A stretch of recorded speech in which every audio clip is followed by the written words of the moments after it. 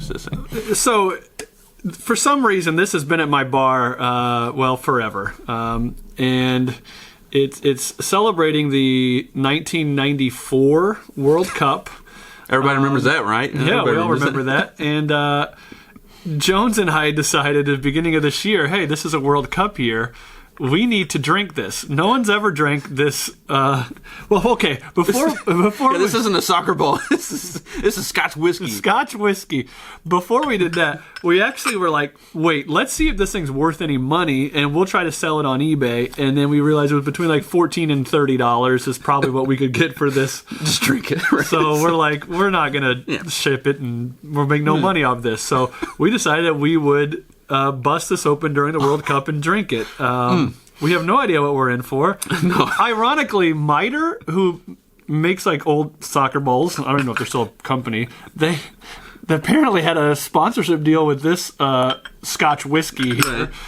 And it comes from London, actually the product of Scotland, but its address is in London. That's why we're kind of confused by this. Like, wait a minute, Scotland isn't in London, or London isn't in Scotland, either one, so why? It sounds like they just took advantage of dumb Americans during the World Cup and their lack of knowledge of Scotch whiskey and geography, and probably soccer. We beat them in 2 wars, right? We don't know anything about them.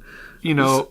How are we going to open this thing? It's still plastic sealed, so the cap is still on there. The story goes with this that, and this could be, this is my memory from when I was 12. I don't know. Like, thanks, Dad. 12 years old. That someone gave this to my dad because he knew I liked soccer, or our family, I don't know, understood soccer probably was part of the thing. This the company didn't set up for longevity of their product. They thought 1994 everybody's just drinking this. It's a commemorative cup, right? So everybody's going to drink once they get it. But no, apparently we just say Finlaters. We could be saying that way wrong. It could be like find laters, but that doesn't sound too Scottish. So this is going to be an interesting adventure. Here's to the World Cup. This is going to be an adventure here.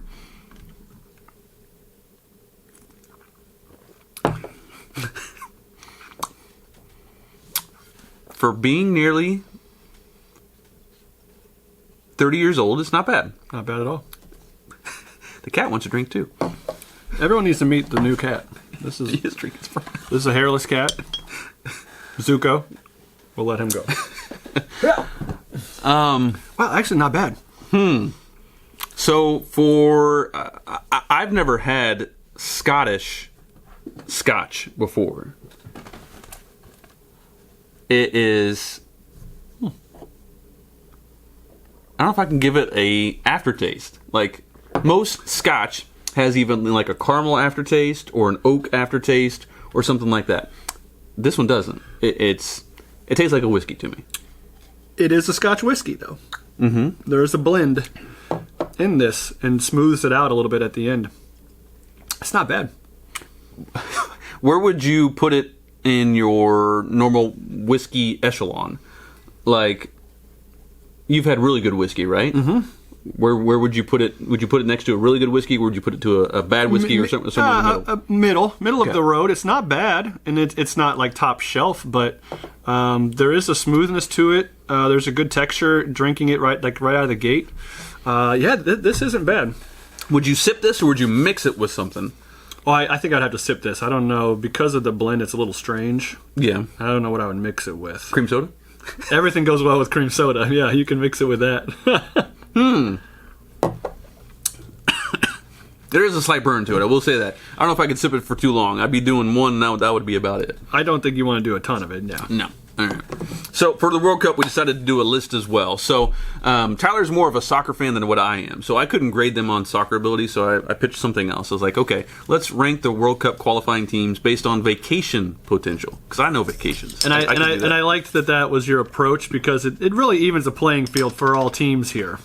So, most of mine are going to be beach-related because I love going to vacation on the beaches. So, my number 3 is Costa Rica. Oh, Costa Rica is a place that I have yet to be, but I've heard it's really, really nice, really, really special on the beaches. And it actually rates as one of the happiest countries in the world. I can see that. People I've met from Costa Rica are very... appreciative of their country and want other people to have the same appreciation. I've heard the hospitality there is incredible, just like Jamaica. I've heard They didn't. They weren't the best soccer team. I get them not bringing this on soccer potential. I'm just saying. You said I'm a soccer guy. I'm just bringing that into the conversation. Okay, so that's a good start. My number 3, based off of vacation destinations for the World Cup, is the Netherlands.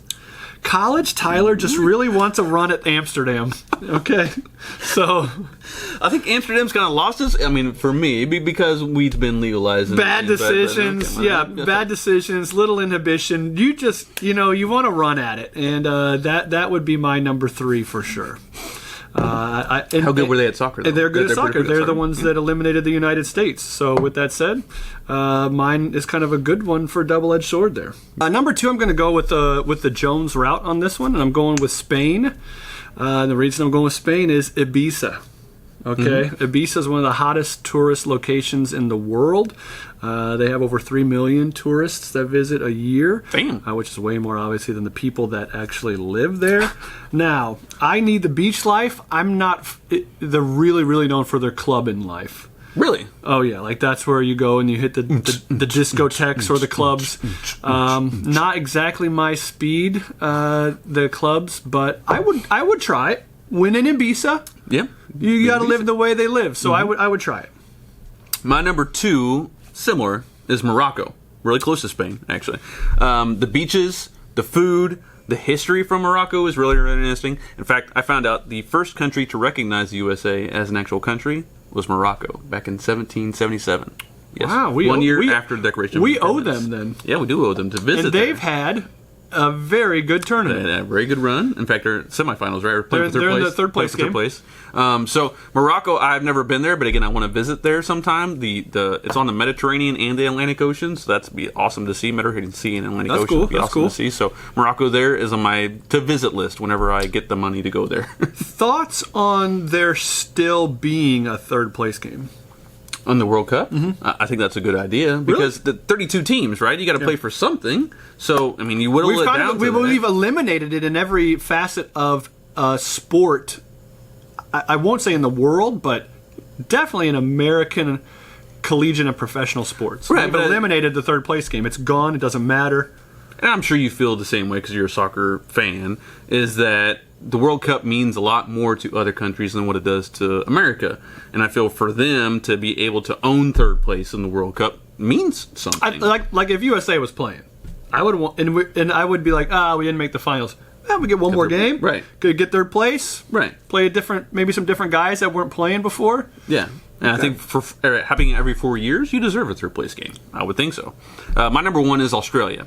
So again, the beaches, the booze, and then everyone speaks English in Australia. That's another perk for that. To go on a vacation in Australia is that you can't lose it in translation, basically, and they have that sexy accent. So that's true. That is your highest level of English speaking in the ones that you gave. I think I'd be okay all the way through for me because I'm also going Australia number 1. That's been a bucket list for Tyler for his whole life. Yeah. Australia. I definitely want to go there sometime. And you know what? They also played an inspired World Cup. They had a good tournament on the soccer side of things. The Aussies did, so good for them.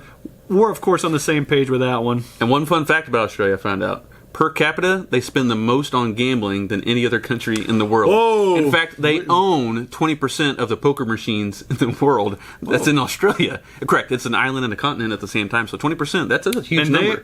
They can handle their booze. Yes, They like their beer. So I appreciate beer that. and gambling all at once. Oh, my God. It's a win-win for Dad's Rank Things. We're on our way.